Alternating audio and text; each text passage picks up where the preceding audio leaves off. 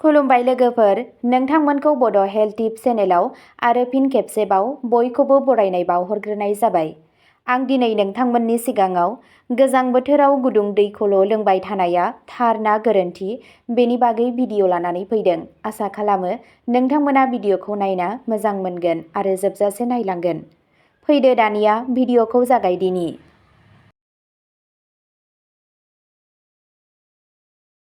गोजां बोथोराव खायसे सुबुंफोरा अरायबो गुदुं दैल' लोङो। बेबादि खालामोब्ला देहाया गुजुनायनिफ्राय गोजानाव थायो। दा सोंथिया बेनोदि बेखौ अरायसम बाहायबाय थानाया थार ना गोरोन्थि? फै जों रोंगौथिनि गेजेरजों थार फिननायखौ खोन्थानि। आथिखालाव जानाय हुदाफोरा गोबां सोलायबाय।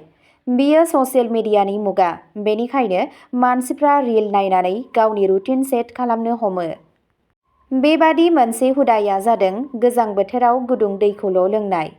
बे राहाया उदैनि चर्बिखौ खम खालामनायनि अनगायैबो गोजां बोथोराव देहाखौ गुजुनायनिफ्राय बारग'नायाव मदद खालामो होननानै फोथायनाय जायो। बेखौबो मोनसे फोथायथि दं दि गुदुं दै लोंब्लानो गोदोना आरो संफ्ल'आव जमा जानाय कफखौ ओंखारहोनो हायो।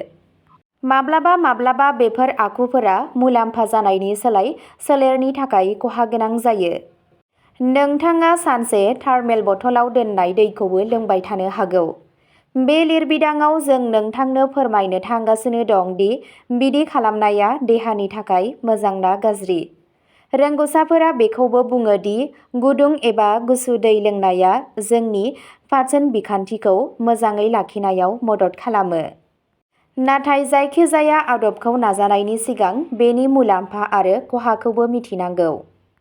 सानफ्रोमबोनि गुदुं दै लोंनाया थार ना गोरोन्थि? गागि डायटिशियान गीतिका च'प्राया फोरमायो दि बे फिननायखौ समानथिजों बुजिनाया गोनांथार। गुदुं दैनि गावनि मुलाम्फा दं, नाथाय बेखौ गासै साननि थाखाय मोनसे नेम बानायनाया गासैबो सोलेरनि थाखाय मोजां नङा। गोजां बोथोराव गुदुं एबा गुदुं दै लोंनाया दोगोनखौ मोजां खालामो।